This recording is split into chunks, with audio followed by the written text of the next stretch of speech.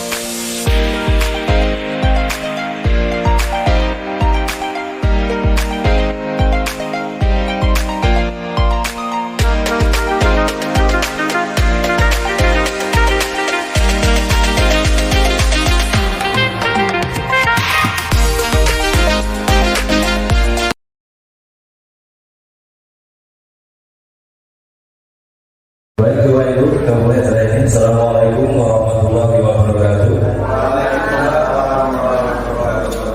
Alhamdulillahirrahmanirrahim. Assalatu wassalamu ala asyrofil anbiya'i wal mursalin wa ala alihi wa sahbihi ajmain. Bersyukur kita panjatkan kepada Allah Subhanahu wa taala, Tuhan Yang Maha Esa, karena pada siang hari ini kita masih diberikan kesehatan, kekuatan, sehingga kita masih bisa berkumpul di ruang ini dalam keadaan sehat walafiat, tidak kurang suatu apapun. Yang saya hormati Bapak Kepala Sekolah UPTD SMP Negeri 2 Wawai Karya atau yang mewakili. Yang saya hormati Bapak Ibu Dewan Guru serta staf tata usaha yang saya hormati, juga kepada Pak Adi selaku CGP Angkatan 11 Kabupaten Lampung Timur yang pada saat ini akan melakukan aksi nyata, yaitu diseminasi modul 1.4. Tidak lupa selawat salam kita sanjungkan kepada junjungan kita Nabi Agung Nabi Muhammad SAW, Nabi yang selalu kita nantikan syafaatnya adalah di yaumul kiamat. Bapak Ibu, terima kasih pada siang hari ini. Setelah melalui aktivitas mengajar, kita bersedia untuk mengikuti diseminasi dari kegiatan Pak Andi selaku CGP Angkatan 11. Mudah-mudahan nanti kita banyak mengambil pelajaran, banyak mengambil hikmah dari yang disampaikan oleh Pak Andi dalam kegiatan diseminasi ini. Untuk meningkat waktu, Bapak Ibu, mari kita buka acara pada siang hari ini dengan bersama-sama melaporkan lafaz basmalah. Bismillahirrahmanirrahim. Selanjutnya untuk Bapak Ibu mohon berdiri, kita akan menyanyikan lagu Indonesia Raya.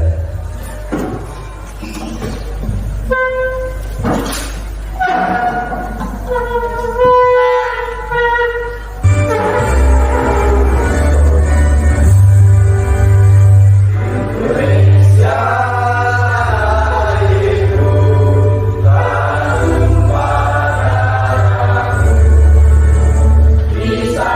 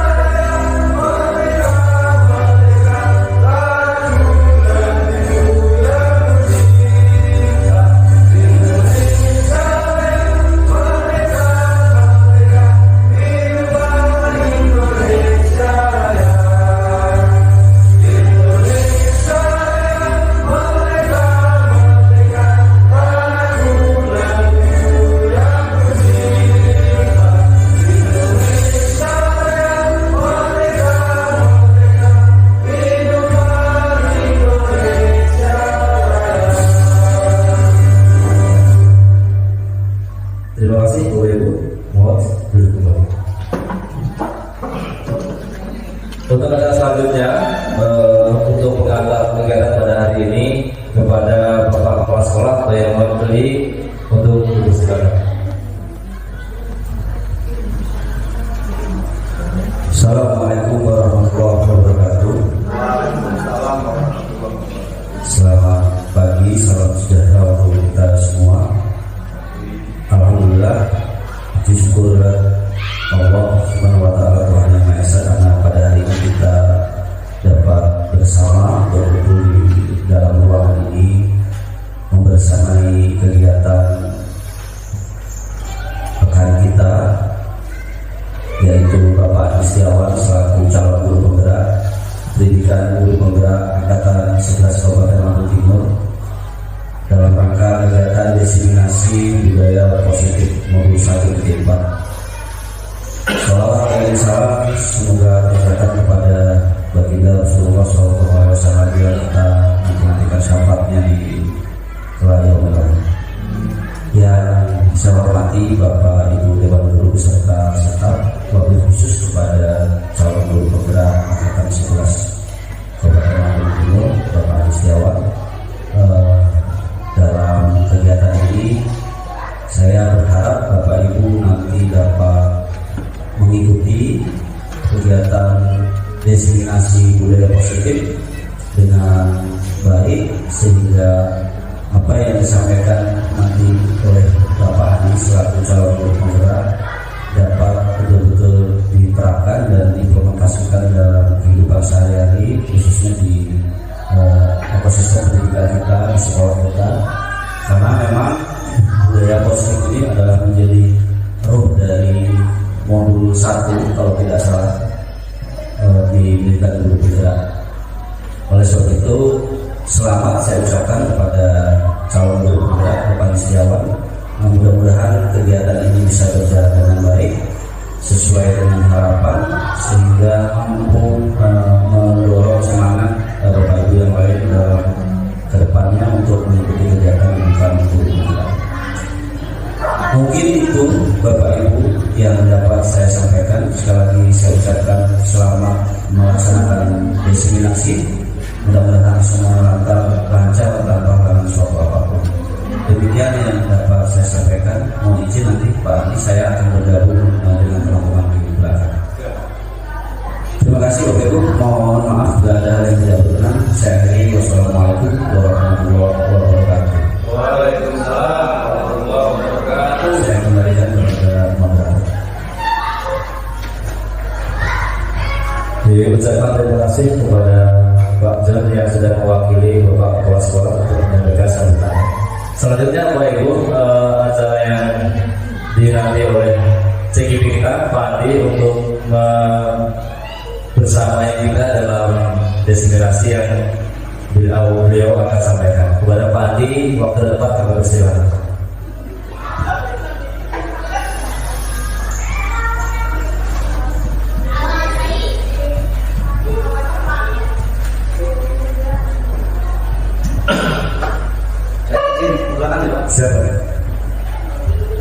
Ya, sebelumnya bismillahirrahmanirrahim. Assalamualaikum warahmatullahi wabarakatuh. Selamat siang Bapak Ibu guru hebat semua. Ya, Alhamdulillah. Sebelumnya untuk Bapak Ibu saya mengikuti dari Bapak Cari selaku moderator, dari Pak John yang mewakili dari Bapak Kepala Sekolah. Yang saya hormati Bapak Ibu Dewan Guru beserta staf UPTD SMP Negeri 2 Wawai Karya. Ya, dalam hal ini saya mengucapkan banyak sekali terima kasih karena apa?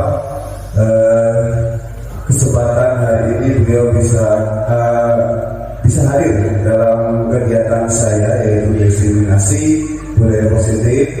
Terima kasih atas waktunya telah bisa hadir di sini. Kemudian dalam hal ini saya akan menyampaikan diseminasi budaya positif di modul 1.4. Tapi sebelum itu, untuk semangat hari ini supaya kegiatan kita bisa berjalan lancar, kemudian kita juga semangat untuk menjalani hari ini, aktivitas hari ini, saya akan mengadakan speaking. Bapak Ibu boleh berdiri dan keluar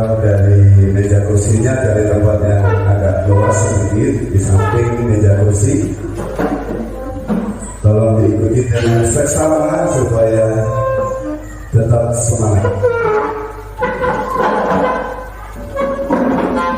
Kita lakukan senam tinggi Bapak.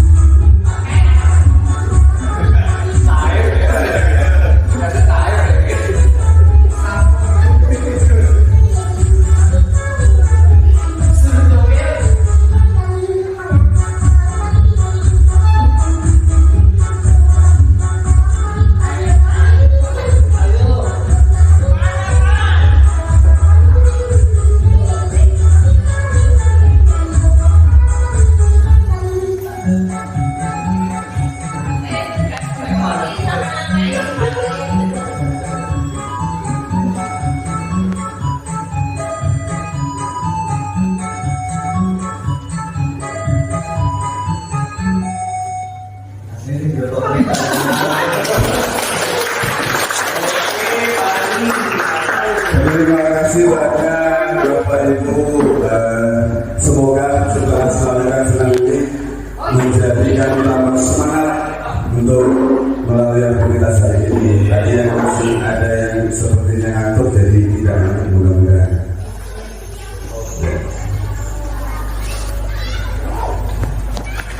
Ya. Selanjutnya Bapak Ibu, di sini saya akan menyampaikan atau memaparkan budaya positif tentang modus 1.4. Sebelumnya kita buat kesepakatan untuk diskusi hari ini. Di sini saya ada pematiknya, ada dua. Yang pertama berdoa, yang kedua tepat waktu. Jadi mulai dan diakhirinya tepat waktu. Mudah-mudahan tepat 1 jam. Kemudian dari Bapak Ibu mohon bisa ditambahkan. Ya Pak Jais. Boleh makan ini Pak, serius. Oh ya, santai tapi serius ya Pak. Iya Pak. Oke.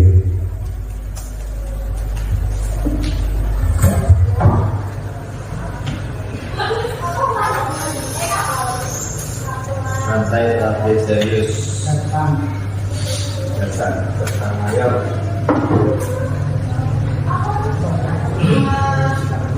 Ada lagi Bapak Ibu yang lihat boleh? Izin ketika akan meninggalkan ruangan. Iya, izin ketika meninggalkan ruangan.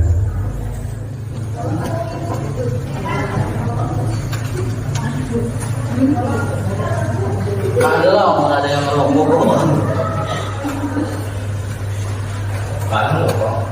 Ya, iya Pak Bapak, boleh. Izin ketika masuk ruangan. Izin ketika masuk ruangan. Ya, dari peninggalan ini masuk ya. Ya, boleh Pak, boleh. Boleh Pak, boleh. Ya. Masuk dan tinggal. izin ya? Enggak. Makanan lah, Bapak. Ya, berarti belum ada kesempatan Pak. Jadi boleh, boleh. Kalau sekarang, ya boleh. Silakan sambil disapi ada yang ada di meja Bapak Ibu sambil mendengarkan. Ada lagi Bapak Ibu atau cukup? Cukup ya. Ya, jadi ada 5 kesepakatan kita yaitu berdoa, tepat waktu, santai tapi serius, izin ketika meninggalkan ruangan, dan yang kelima izin ketika masuk ruangan. Ya, lengkap kalau cuma keluar aja Pak, harus ada masuknya juga. Ruangan. Ini ruangan sebenarnya. Ya. Baik, Bapak Ibu, sebelum kita mulai tadi kesepakatan kita berdoa. Yang masih makan boleh ditaruh dulu. Ya. Baik, untuk mengawali kegiatan hari ini, mari kita berdoa sesuai dengan keyakinan masing-masing. Mudah-mudahan acara pada hari ini bisa lancar dari awal sampai akhir, tidak ada halangan suatu apapun. Berdoa mulai. Bismillah.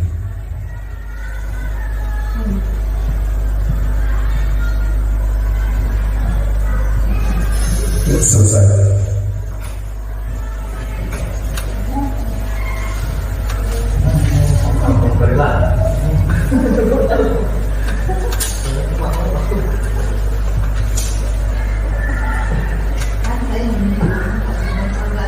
Ya, Bapak Ibu, sebelumnya mungkin ada dari Bapak Ibu yang belum tahu tentang diseminasi. Apa sih diseminasi itu? Diseminasi itu adalah kegiatan yang bertujuan untuk menyebarluaskan informasi, pengetahuan, atau hasil penelitian kepada halayak yang lebih luas. Jadi tujuan saya di sini menyebarkan informasi yang saya tahu tentang budaya positif kepada Bapak Ibu semua. Memberitahukan kepada Bapak Ibu bahwa di sini saya bukan yang paling pintar atau bukan yang paling bisa, tapi di sini adalah suatu program yang harus saya selesaikan, saya tuntaskan melalui program guru penggerak ini. Jadi kita di sini adalah sama-sama belajar ya Bapak Ibu. Ya. Kemudian selanjutnya budaya positif. Apa sih budaya positif? Budaya positif merupakan perwujudan dan nilai-nilai atau keyakinan universal yang diterapkan di sekolah. Budaya positif dapat mendorong murid untuk mampu berpikir, bertindak, dan mencipta sebagai proses memerdekakan dirinya sehingga murid mampu mandiri dan bertanggung jawab. Jadi budaya positif itu adalah sebuah nilai-nilai keyakinan yang kita tanamkan kepada murid-murid kita Bapak Ibu. Apa nilai-nilai keyakinan itu? Di antaranya disiplin, bersikap jujur, saling menghargai dan menghormati, ya, kemudian tanggung jawab, mandiri, dan lain sebagainya. Ya, itu adalah nilai-nilai kebajikan yang harus kita terapkan di lingkungan sekolah kita maupun di kelas kita, ya, supaya bisa menumbuhkan murid yang bisa berpikir, bertindak, dan mencipta sebagai proses memerdekakan dirinya sehingga murid mampu mandiri dan bertanggung jawab. Itu adalah budaya positif.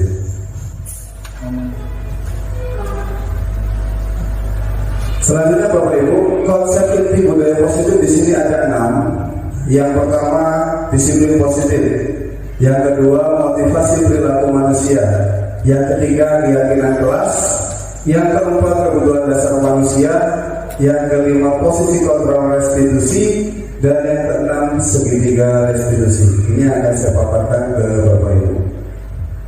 Yang pertama disiplin positif. Kata disiplin juga sering dihubungkan dengan hukuman, padahal itu sungguh berbeda. Karena belajar tentang disiplin positif tidak harus dengan memberi hukuman. Justru itu adalah salah satu alternatif terakhir, dan kalau perlu tidak digunakan sama sekali. Dalam budaya kita, makna kata disiplin dimaknai menjadi sesuatu yang dilakukan seseorang kepada orang lain untuk mendapatkan kepatuhan. Kita cenderung menghubungkan kata disiplin dengan ketidaknyamanan. Selanjutnya, Ki Hajar Dewantara menyatakan bahwa di mana ada kemerdekaan, disitulah ada disiplin yang kuat. Dengan kata lain, seseorang yang memiliki disiplin diri berarti mereka bisa bertanggung jawab terhadap apa yang dilakukannya, karena mereka mendasarkan tindakan mereka pada nilai-nilai kebajikan universal. Jadi nilai-nilai yang sudah tertanam di dalam diri murid kita itu bisa menjadikan disiplin yang kuat. Jadi bukan berasal dari luar, dari faktor eksternal, tapi berasal dari faktor internal, dari dalam diri murid itu sendiri. Sebagai pendidik, tujuan kita adalah menciptakan anak-anak yang memiliki disiplin diri sehingga mereka bisa berperilaku dengan mengacu pada nilai-nilai kebajikan universal dan memiliki motivasi intrinsik, motivasi yang timbul di dalam diri sendiri, bukan eksplisit, bukan motivasi yang timbul dari luar. Kenapa Bapak Ibu ini ditekankan intrinsik? Karena kalau motivasi itu timbulnya dari luar, itu tidak akan bertahan lama. Ketika motivasi itu timbul dari diri sendiri, itu akan bertahan sampai akhir hayat mereka, karena sudah diyakini oleh mereka dan kita juga sama. Nah, selanjutnya ini adalah salah satu nilai-nilai kebajikan ada di profil pelajar Pancasila, Bapak Ibu. Ada 6 dimensi di profil pelajar Pancasila, mungkin sudah tahu semua Bapak Ibu. Ini saya bacakan. Yang pertama, beriman, bertakwa kepada Tuhan Yang Maha Esa dan berakhlak mulia. Yang kedua, mandiri. Yang ketiga, bernalar kritis. Yang keempat, berkebinekaan global. Yang kelima, bergotong royong. Dan yang keenam, kreatif. Ini adalah nilai-nilai kebajikan yang harus kita tanamkan kepada murid kita. Selanjutnya, motivasi perilaku manusia. Terdapat 3 Bapak Ibu motivasi yang ada di diri manusia. Yang pertama, ini tingkatan paling rendah di motivasi yang ada pada diri manusia. Yang pertama, untuk menghindari ketidaknyamanan atau hukuman. Kenapa bisa ini tingkatan rendah Bapak Ibu? Jadi dalam sebuah kelas kita, kalau kita mengajar, contoh pribadi saya sendirilah, ketika saya mengajar di mata pelajaran olahraga, ketika dulu sebelum mengikuti pendidikan guru penggerak ini, ketika saya menemukan siswa yang tidak mengerjakan tugas atau PR ataupun tidak membawa kaos training ketika jam praktek olahraga, pasti saya menghukum. Minimal contohnya push up atau lari mengelilingi lapangan voli atau lain sebagainya. Ini bukan suatu pendidikan yang menjadikan disiplin positif murid, tapi ini menjadikan murid tidak nyaman. Jadi ketika murid itu di pelajaran saya itu hanya menghindari hukuman, melakukan sesuatu tugas itu karena menghindari hukuman, takut karena dihukum. Seperti itu Bapak Ibu. Jadi bukan berasal dari diri mereka sendiri ketika mengerjakan tugas. Seperti itu. Jadi ini adalah terendah ya di dalam motivasi diri manusia. Yang kedua, untuk mendapatkan imbalan atau penghargaan dari orang lain. Ini satu tingkat di atas yang pertama Bapak Ibu. Ini masih level kedua terendah. Kenapa? Kita tidak, tanpa kita sadari Bapak Ibu, kita memberikan imbalan, hadiah atau penghargaan kepada murid kita, itu sebenarnya kurang efektif. Kenapa? Ketika kita, misal contoh, ketika anak bisa menjawab pertanyaan dari kita berikan berupa uang atau berupa penghargaan lain kepada anak itu. Setiap kita melakukan kegiatan pembelajaran seperti itu terus, anak itu bukan motivasinya bukan dari diri mereka sendiri ketika mau menjawab pertanyaan atau mengerjakan tugas, tapi dilihat dari imbalan, dilihat dari oh ya silakan Bu. Tapi dilihat dari imbalannya, penghargaannya, sehingga ketika kita melakukan kegiatan pembelajaran tidak ada penghargaan atau imbalan, anak itu kurang semangat melakukannya, bahkan cenderung tidak akan mau melakukan itu. Itu tingkatan kedua. Yang ketiga Bapak Ibu, nah ini yang harus kita terapkan di murid kita untuk menjadi orang yang mereka inginkan dan menghargai diri sendiri dengan nilai-nilai yang mereka percaya. Di sini nilai-nilai kebajikan yang universal tadi kita tanamkan kepada murid kita dari bersikap jujur, bertanggung jawab, disiplin, mandiri, dan yang lain sebagainya. Itu kita harus tanamkan ke dalam diri murid kita, sehingga murid kita nanti bisa menjadi orang yang mereka inginkan, sesuai yang mereka inginkan di dalam diri mereka, dan bisa menghargai diri mereka sendiri. Kemudian nilai-nilai dengan nilai-nilai yang mereka percaya. Seperti itu Bapak Ibu. Jadi 3 motivasi yang nomor 3 ini yang harus kita terapkan atau kita jadikan kepada murid kita. Selanjutnya Bapak Ibu, keyakinan kelas. Ini ada pertanyaan formatif Bapak Ibu, mohon bisa dijawab. Nomor 1, mengapa kita memiliki peraturan tentang penggunaan helm pada saat mengendarai kendaraan roda 2 atau motor? Kenapa Bapak Ibu? Coba boleh dijawab Bapak Ibu. Ya. Supaya aman kalau kecelakaan. Supaya aman, ya. Supaya aman. Jadi menjaga keselamatan ya Pak Jaisa. Ya, benar sekali.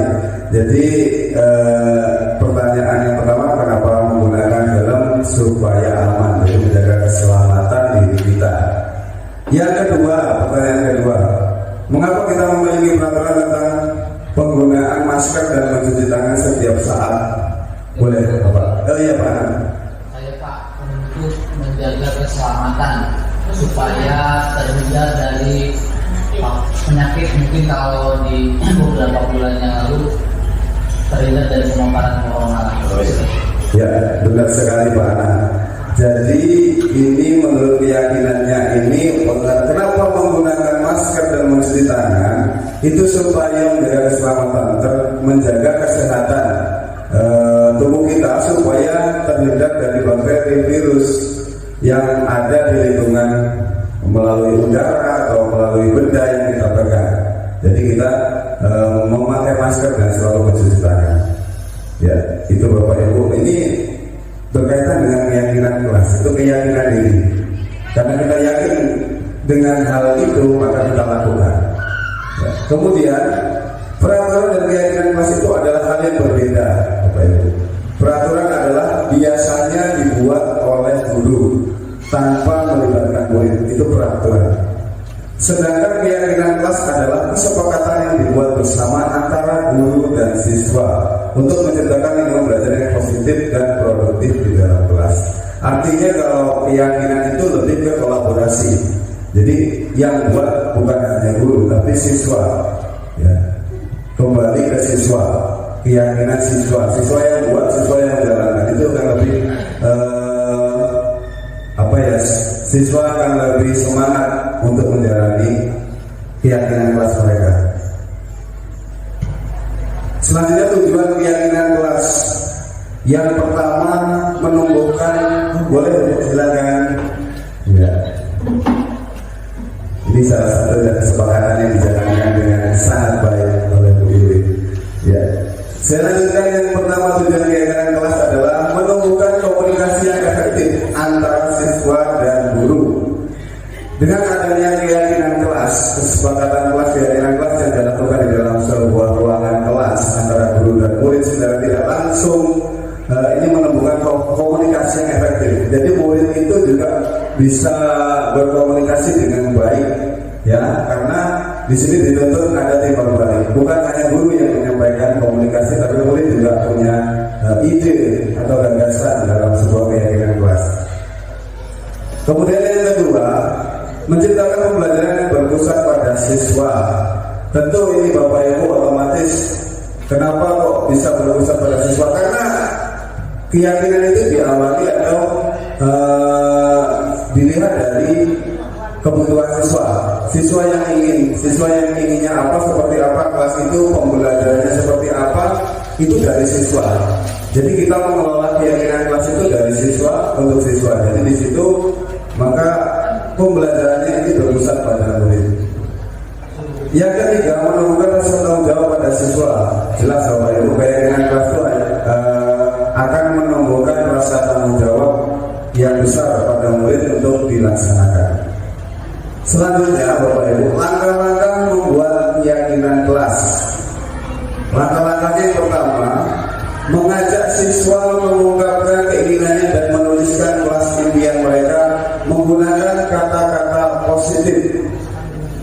Jadi yang pertama itu siswa diminta untuk menuliskan di kertas apa yang mereka cita-citakan, impikan di dalam pembelajaran di kelas supaya pembelajaran itu menyenangkan dan bisa diterima oleh mereka dengan kata-kata positif. Kenapa harus positif?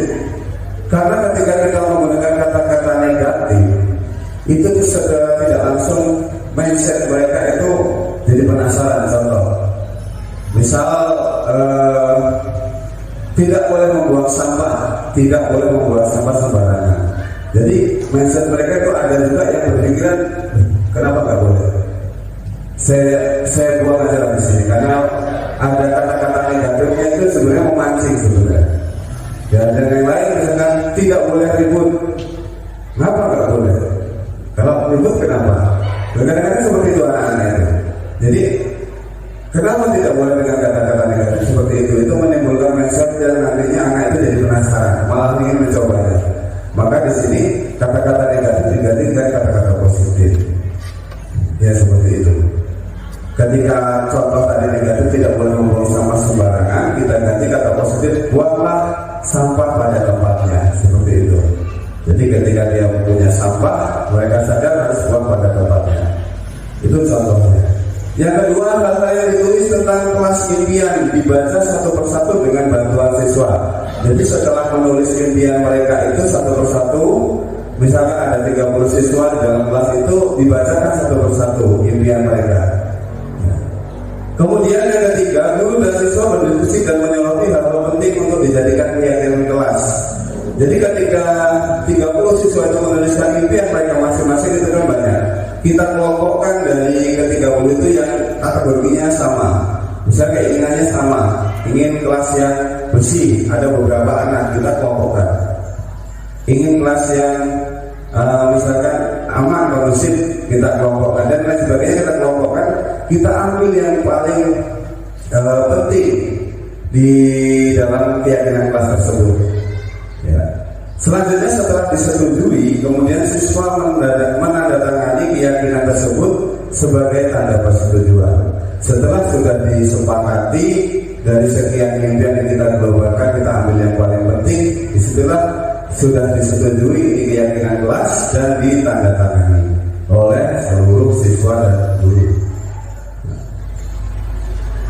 Ini adalah contoh keyakinan kelas yang sudah saya buat Bapak Ibu di salah satu kelas kita, yang di sini daftar kebajikan yang disusun bersama.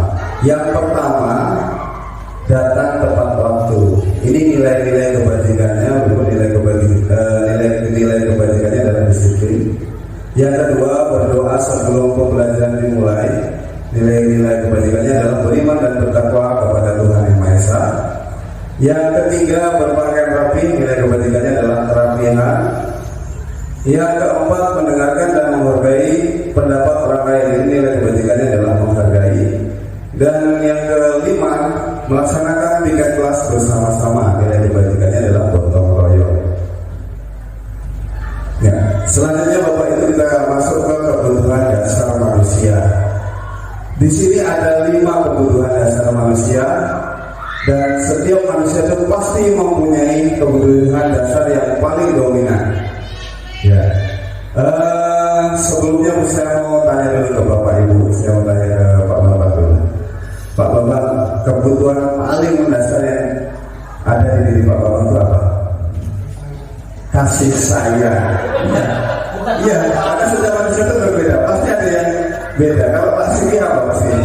Sayang dong. Kebebasan. Kebebasan. Kalau Pak Anang, kebutuhan paling mendasar yang diperlukan oleh Pak Anang. Punya kebutuhan Pasti punya. Di antara 5 itu ada yang paling dominan. Apa itu Pak Anang? Kasih sayang juga. Ya, dari beberapa Bapak guru yang sudah saya tanyakan, ini ada yang kebutuhan paling dominan adalah kasih sayang. Kemudian ya, yang perempuan Bu Patsi, kebutuhan mendasarnya apa Bu? Kasih sayang itu termasuk berikut Pak. Kasih sayang. Kasih kasih saya juga buat sih. Iya. Kalau Bu ini Kasih duit. ya kasih saya juga. Iya, rata-rata adalah kasih saya. Iya, berarti kurang kasih saya. Iya.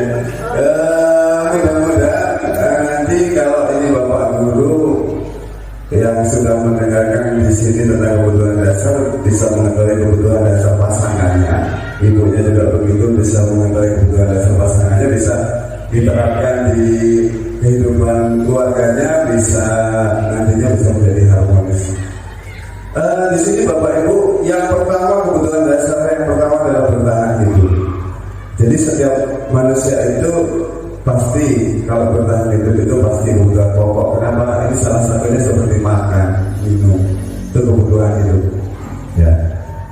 Kemudian yang kedua, kasih sayang dan rasa diterima. Ini kita ibaratkan ke murid kita, Bapak Ibu. Jadi murid kita itu pasti ingin diterima di dalam sebuah kelas itu, atau di dalam kelompok temannya itu pasti dia pengen juga punya rasa diterima di situ. Ya, bagaimana dia bisa dihargai di situ, diterima di kelompok itu, ya bisa dilihat di kelompok tersebut. Kemudian kebebasan, di kebebasan juga ini di murid kita ini contohnya, kalau murid kita itu pas ya enggak, silakan.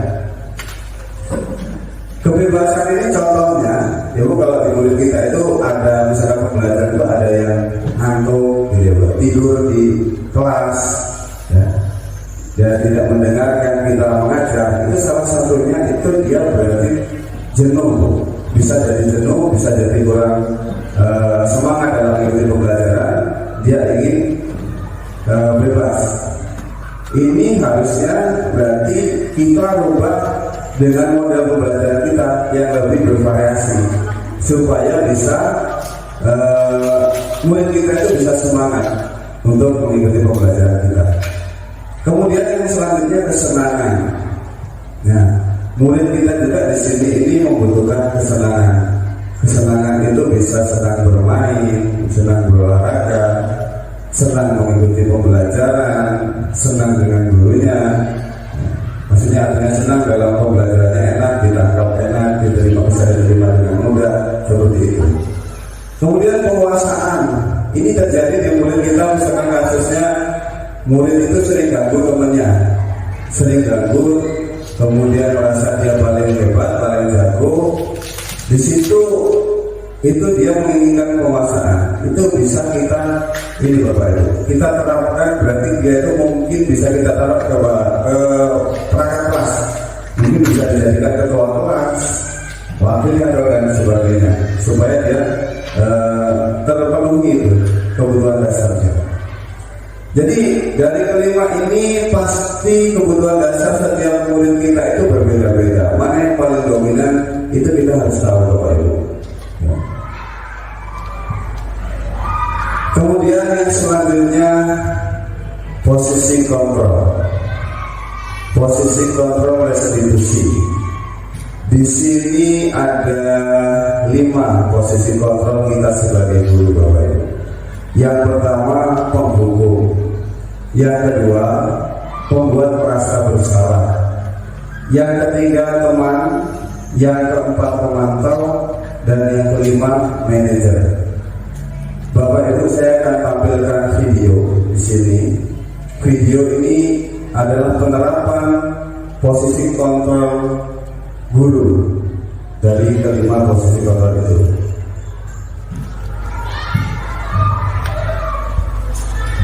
Silakan nanti bisa disimak kita saat ini di posisi yang mana.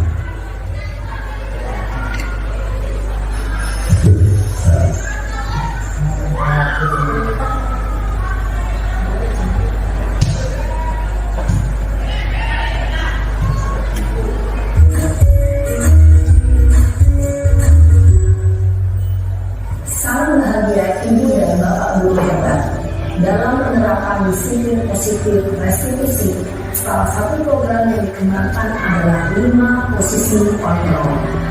5 posisi kontrol dalam restitusi adalah proses perjalanan seorang pendidik agar dapat mengenali dirinya. Pada video kali ini, kita akan membahas tentang 5 posisi kontrol yang dikenalkan oleh Diane Dawson dan contoh penerapannya.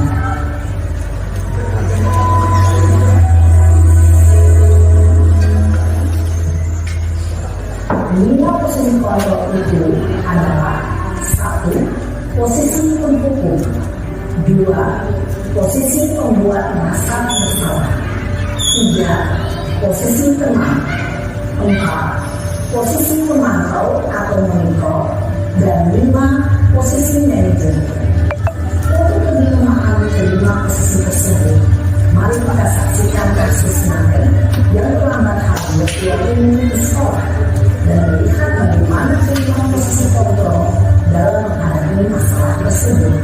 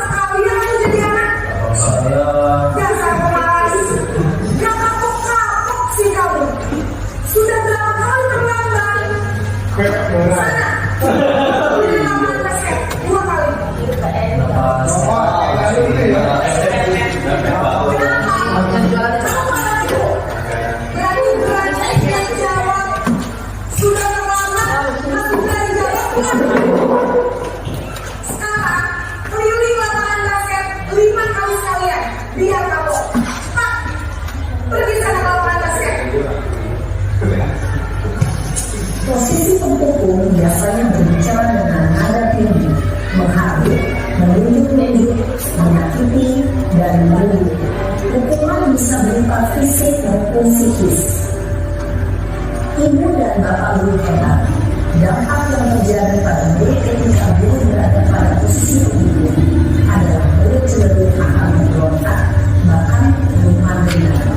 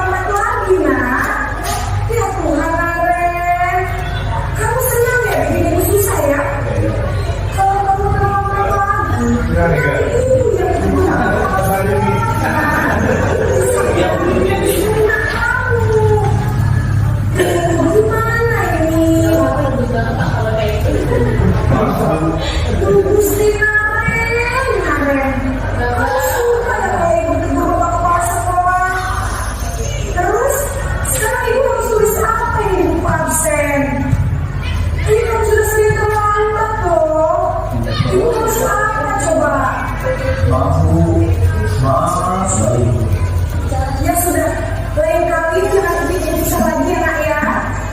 Ibu tidak akan kuat lagi kalau kamu begini terus. Bisa jatuhkan kalau ibu tegur bapak kepala sekolah. Sangat cepat keras. Maaf ya Bu, maaf sekali. Posisi pembuat rasa bersalah berbicara dengan nada tenang, cenderung lembut. Namun kata-kata yang diutarakan membuat murid merasa menjadi orang yang gagal, memandang buruk dirinya sendiri, merasa tidak berharga, dan tidak sanggup membahagiakan orang lain. Ketika guru mengambil posisi pembuat rasa bersalah, murid akan menganggap dirinya yang bersalah dan ia akan menyimpan emosi negatif tersebut di dalam dirinya.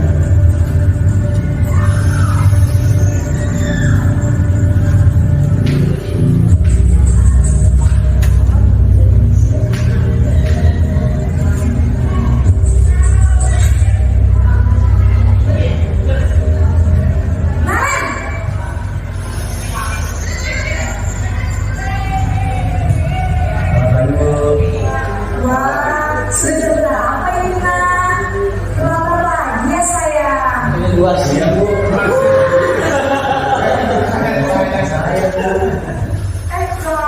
kalau menyalahkan ibu kamu bukan anak yang paling kencang. Kok terlambat sih? Iya Bu, saya memang terlambat bangun tadi. Jadi biar saya lagi kencang, tetap kerja Bu. Ya sudah sana, nanti lagi yang lebih kencang lagi ya. Biar gak terlambat lagi. Ini sebelum ibu, demi ibu. Bisa kan? Bisa Bu. Ya sudah sana masuk kelas. Ibu beresin urusan absen kamu. Kamu ini ada saja. Dalam posisi teman, guru berbicara dengan nada suara ramah, akrab, cenderung bersinar beliau untuk menjaga suasana tetap santai. Murid akan merasa senang, aman, dan akrab dengan guru. Identitas yang tercipta adalah identitas sukses atau berhasil. Namun, kemungkinan karena ini masih dorongan eksternal, maka ada faktor ketergantungan dari guru atau orang terhormat. Di sini, guru absennya, sehingga lain waktu, guru bisa berperilaku baik, namun hanya pada orang-orang tertentu saja.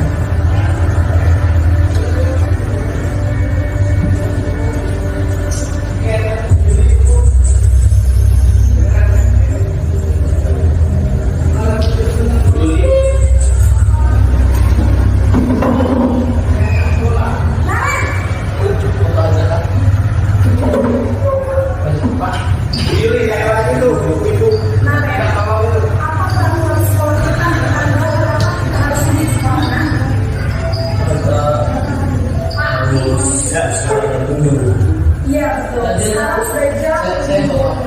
Nah, sudah tahu konsekuensinya terlambatannya. Kamu, saya harus tinggal kelas pas jam istirahat sama ini. Ya benar, konsekuensinya juga ya. Jadi nanti jam 9.30 pas istirahat, kamu harus tinggal di kelas.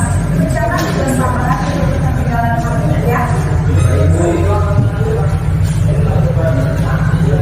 Posisi komando mengandalkan perhitungan atau data untuk mengontrol murid.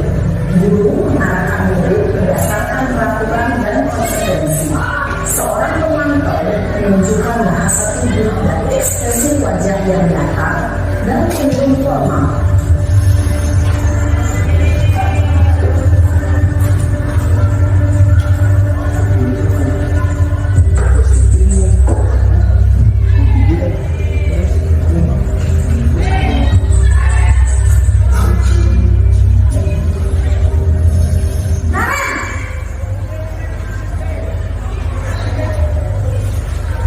Selamat pagi Bu.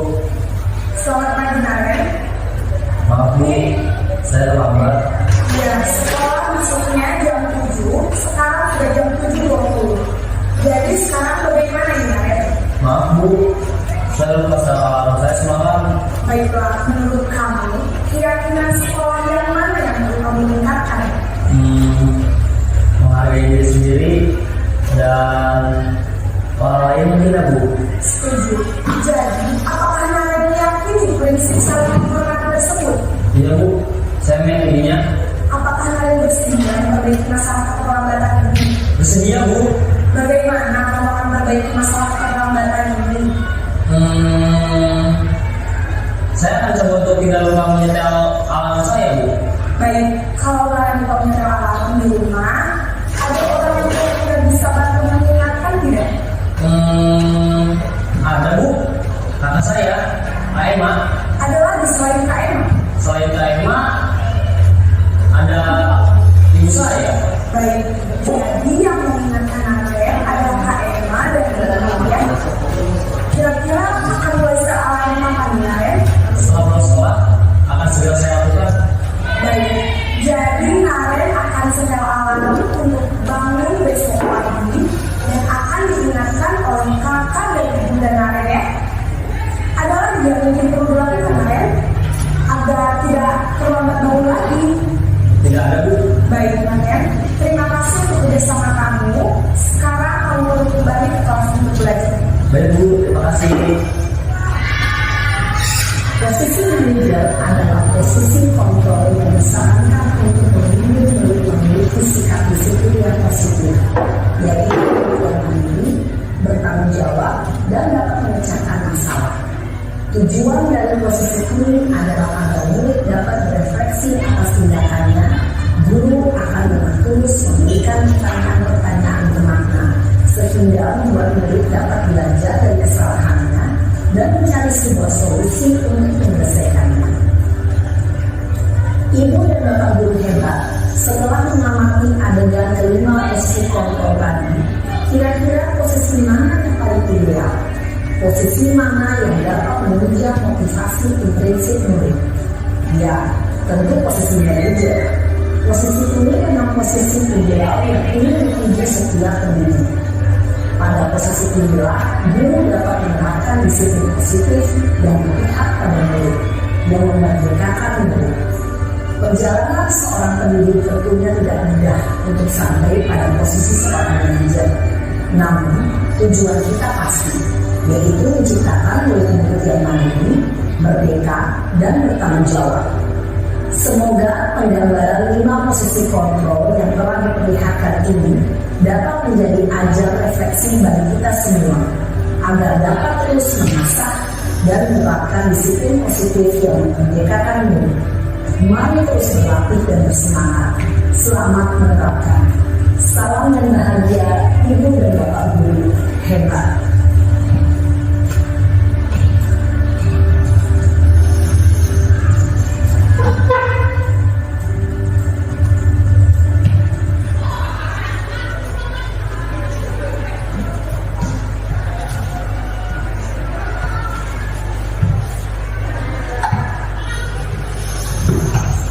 Baik Bapak Ibu, setelah menyaksikan video tadi tentang 5 posisi kontrol sebagai guru, tentu kita bisa melihat pada saat ini kita di posisi yang mana. Tadi sudah sangat jelas. Jadi dari posisi yang pertama posisi penghukum, kemudian yang kedua posisi membuat merasa bersalah, kemudian yang ketiga posisi teman, yang keempat posisi pemantau, dan yang kelima posisi manajer. Kemungkinan kita di sini berada di level yang 1, 2, atau 3 tempat, atau bahkan sudah yang kelima. Yang diharapkan tadi sudah sangat jelas, kita harus bisa ke posisi manajer Bapak Ibu, supaya kita bisa membuat disiplin positif kepada anak.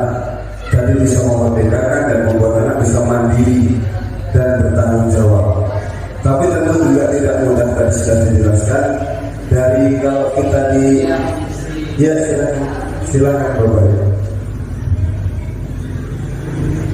Ketika kita di posisi yang pertama tadi Bapak Ibu menghukum, ya, kita masih melalui level 4 lagi untuk menjadi yang posisi manajer. Jadi bukan hal yang mudah memang Bapak Ibu, tapi kita harus tetap semangat, selalu belajar untuk bisa menjadi yang lebih baik sebagai pendidik dan pengajar. Seperti itu Bapak Ibu. Kemudian yang selanjutnya segitiga restitusi. Segitiga restitusi adalah sebuah strategi yang dapat dilakukan sebagai proses menciptakan kondisi menuntun siswa untuk memperbaiki kesalahan-kesalahan yang mereka lakukan. Jadi segitiga restitusi adalah sebuah proses penyelesaian masalah terhadap murid Bapak Ibu yang harus kita kuasai sebagai pendidik. Ada 3 tahapan yang ada di dalam segitiga restitusi. Yang pertama adalah menstabilkan identitas. Kita harus meyakini si anak dengan cara mengatakan kalimat-kalimat ini. Yang pertama, berbuat salah itu tidak apa-apa. Yang kedua, tidak ada manusia yang sempurna. Yang ketiga, saya juga pernah melakukan kesalahan seperti itu. Yang keempat, kita bisa menyelesaikan ini. Yang kelima, Bapak Ibu tidak tertarik mencari siapa yang salah, tapi Bapak Ibu mencari solusi dari permasalahan ini. Yang keenam, kamu berhak merasa begitu. Yang ketujuh, apakah kamu sedang menjadi teman yang baik buat diri sendiri. Kenapa kita perlu yang pertama itu menstabilkan identitas Bapak Ibu? Karena ini menghindari anak merasa paling salah di situ. Jadi kita menetralisir kondisi mental si anak. Ketika mereka berbuat salah, ya, misalkan mengganggu temannya, ya, atau tidak mengerjakan tugas pada saat pelajaran kita, kalau kita langsung menegur, langsung menghukum, mereka seolah-olah merasa paling salah. Nah, di sini di tahap yang pertama ini di segitiga restitusi itu kita menstabilkan identitas, menstabilkan emosional yang ada dalam diri anak. Jadi kita menenangkan mereka dari seolah salah itu hal yang wajar, manusiawi, seperti itu Bapak Ibu. Dan tahapan yang kedua itu validasi tindakan yang salah. Kita harus meyakinkan si anak dengan cara mengatakan kalimat-kalimat ini tanpa menghakimi. Ada 4 Bapak Ibu contoh pertanyaan yang divalidasi tindakan yang salah. Yang pertama, padahal kamu bisa melakukan yang lebih buruk dari ini ya. Yang kedua, kamu pasti punya alasan mengapa melakukan hal itu. Yang ketiga, kamu patut bangga pada dirimu sendiri karena kamu telah melindungi sesuatu yang penting buatmu. 4, kamu boleh mempertahankan sikap itu, tapi kamu harus menanamkan sikap yang baru. Di sini maksudnya Bapak Ibu, validasi tindakan yang salah. Kita menanyakan, Pak, karena setiap tindakan itu pasti punya tujuan Bapak Ibu. Setiap tindakan itu pasti ada tujuan. Baik itu salah ataupun itu benar, itu pasti punya tujuan. Maka di situ kita harus menanyakan, apa alasannya? Kenapa dia melakukan itu? Kenapa dia berbuat seperti itu? Kita perlu memvalidasi tindakan yang salah agar kita mengetahui kenapa anak seperti itu, berbuat seperti itu. Ya. Terus yang ketiga, Bapak Ibu, tahapan yang terakhir yaitu menanyakan keyakinan. Kita harus meyakinkan si anak dengan cara mengatakan kalimat-kalimat ini.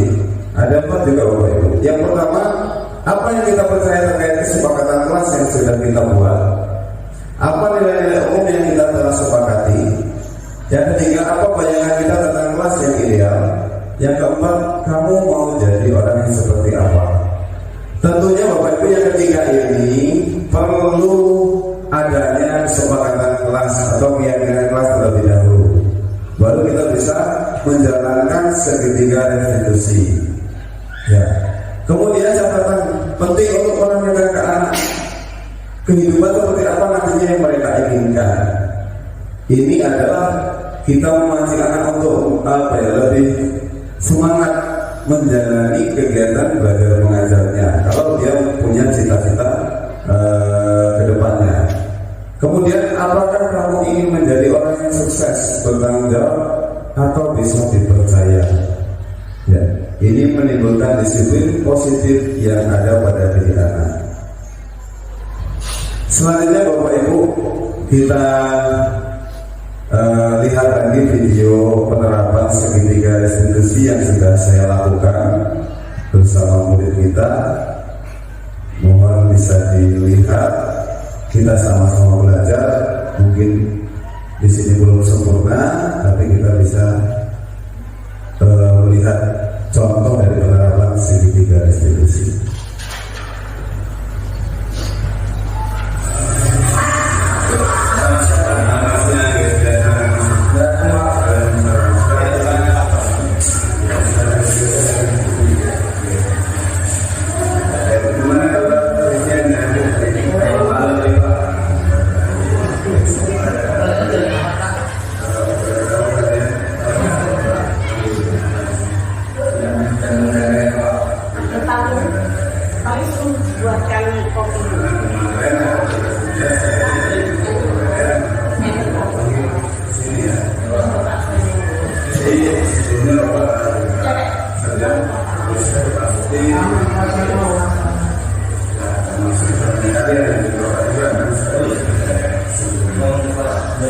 Ini Bapak bukan mendukung, tapi kita mencari solusi.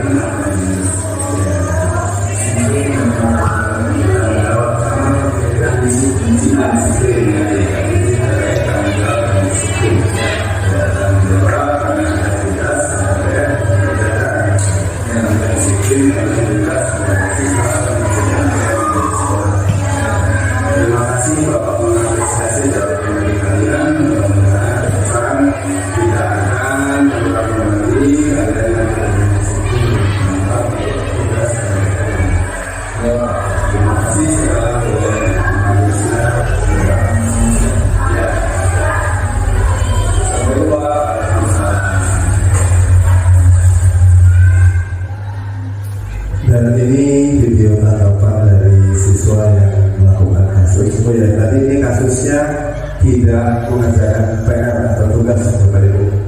Ini penerapan penyelesaian dengan segitiga restitusi. Ini tanggapan dari siswa. Perkenalkan, saya Dewa Indonesia Seno dari Dinas Pendidikan B. Saya berterima kasih kepada Pak Andi Setiawan selaku guru kerja di sekolah saya yang telah membantu menyelesaikan masalah saya yang tidak mengerjakan tugas. Dalam diskusi ini saya telah mendapatkan solusi dan nilai-nilai disiplin dan bertanggung jawab. Terima kasih Pak Andi. Assalamualaikum. Ya, itu tadi Bapak Ibu proses segitiga restitusi yang saya terapkan di kasus pertama itu siswa tidak mengerjakan PR atau tugas. Jadi penyelesaian dari 3 tahapan tersebut memang perlu adanya keyakinan kelas terlebih dahulu, baru bisa kita wujudkan penerapan segitiga restitusi. Mungkin itu Bapak Ibu pemaparan tentang diseminasi budaya positif dari saya. Kurang lebihnya saya mohon maaf dan saya akhiri. Assalamualaikum warahmatullahi wabarakatuh.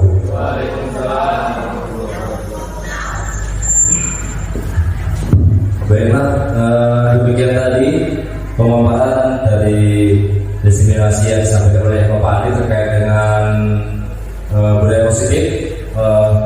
Saat ini Bapak Ibu monggo silakan kalau ada sesuatu yang perlu ditanyakan didiskusikan terkait dengan budaya positif atau mungkin tambahan atau masukan yang disampaikan untuk Pak Andi ke depannya. Kami persilakan. Ya, monggo silakan Pak Andi. Ada.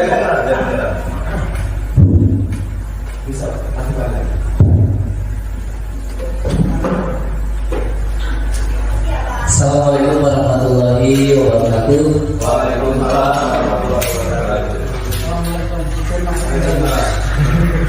Baik, terima kasih Pak Andi. Luar biasa apa yang tadi dikabarkan oleh Pak Andi dari awal sampai akhir. Sangat luar biasa, sangat mengapresiasi kami di sini. Dari yang tadinya mungkin tidak tahu jadi banyak tahu. Tadi tentang penerapan segitiga restitusi juga Pak yang mau saya tanyakan di sini. Bagaimana cara atau penanganan untuk siswa-siswi yang mungkin kalau saya spesial ya Pak, bahkan untuk siswa penerapan segitiga restitusi ini sudah walaupun mungkin sudah bolak-balik diterapkan, tapi anak ini terjadi melakukan kesalahan yang sama. Kira-kira penanganannya seperti apa? Mungkin contohnya sama dengan kasus tadi yang ditampilkan oleh Pak Andi. Anak ini bolak-balik tidak mengerjakan tugas, padahal penerapan segitiga restitusi juga sudah dilakukan. Mungkin seperti itu Pak pertanyaan dari saya. Terima kasih. Terima kasih untuk Pak Anang atas pertanyaannya yang luar biasa, pertanyaan yang sangat bagus. Jadi bagaimana jika penerapan segitiga restitusi sudah dilakukan tapi si murid belum juga sadar, masih melakukan lagi kesalahan yang sama? Jadi mungkin kalau menurut saya Pak Anang, jadi penerapan segitiga restitusinya itu untuk nilai-nilai kebajikan, nilai-nilai keyakinannya belum tertanam di dalam diri murid kita.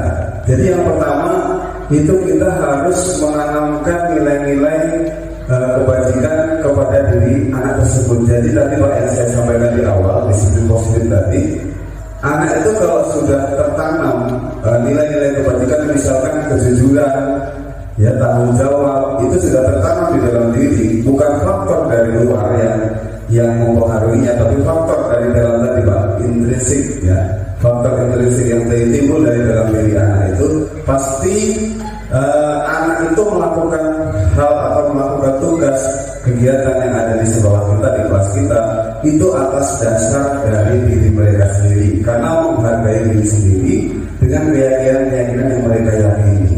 Seperti itu Pak. Kenapa bisa mengulang-ulang kesalahan sama? Mungkin nilai-nilai keyakinannya belum terpenuhi, belum ada di dalam diri mereka. Begitu mungkin Pak Anang. Bagaimana Pak? Terima kasih Pak. Ya, terima kasih. Ada lagi Bapak Ibu? Cukup ya? Ya, terima kasih. Saya kembalikan ke moderator. Baik, terima kasih Laan atas tanggapannya. Demikian tadi Bapak Ibu acara kegiatan diseminasi penerapan gaya positif oleh Pak Adi. Alhamdulillah berjalan dengan lancar, tidak ada masalah apapun. Kita patut bersyukur kepada Allah. Dan saya selaku pembawa acara, apabila banyak dari saya yang kurang berkenan oleh Bapak Ibu sekalian, saya maaf yang sebesar-besarnya. Dan dari saya akhiri wabillahi taufiq. Wassalamualaikum warahmatullahi wabarakatuh. Demikianlah aksi nyata diseminasi budaya positif yang kita saksikan bersama. Semoga bermanfaat dan salam guru penggerak. Wassalamualaikum warahmatullahi wabarakatuh.